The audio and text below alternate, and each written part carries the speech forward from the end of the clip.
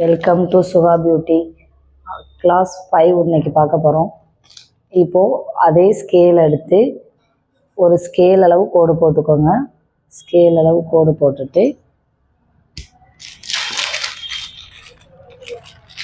இது வந்து சுகர் பீட்லேயே பெருசு.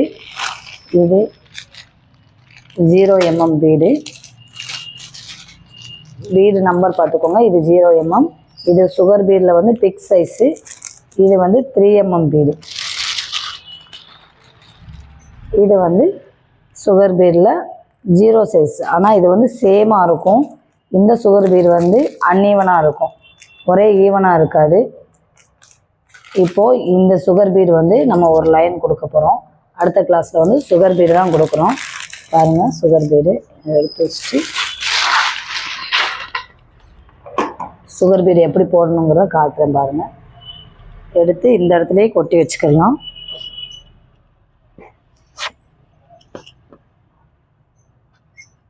சில்க் த்ரெட் வச்சு போடுங்க.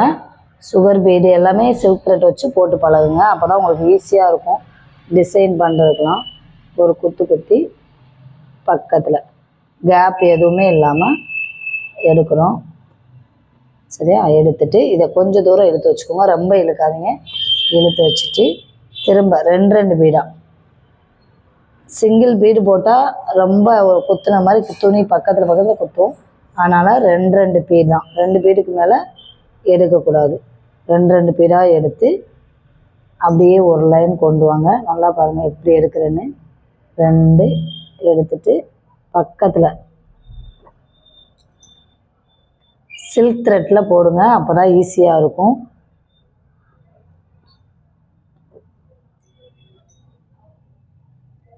சில்க் த்ரெட்டில் போடையில் பிசுறு நிறையா வரும், கட் ஆகும்.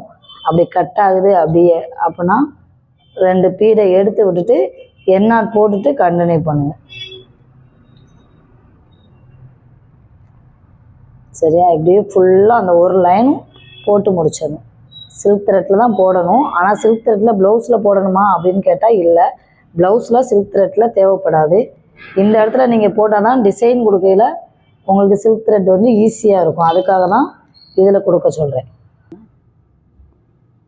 இப்படியே சுகர் பீடை கடைசி வர கொண்டுட்டு வந்துட்டு லாஸ்ட் ஒரு முடிச்சு போட்டுருங்க. முடிச்சுன்னா எண்ணாட்டு. சரியா?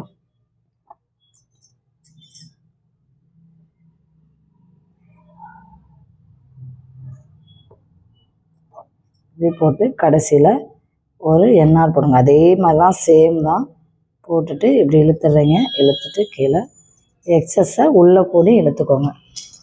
உள்ளே கூடி இழுக்கையில் என்ன பண்ணுறீங்கன்னா பாருங்கள், பக்கத்தில் ஊசியை விட்டு அந்த கொக்கியில் இப்படி மாட்டி விட்ருங்க. சாரி, இப்படி எடுத்து மாட்டி விட்ருங்க. ஓகேவா? இந்த மாதிரி ஒவ்வொரு பீடும் நெருக்கமாக இருக்கணும், கேப் இல்லாமல். பொறுமையாக நிறுத்தி போடுங்க, அழகாக வரும்.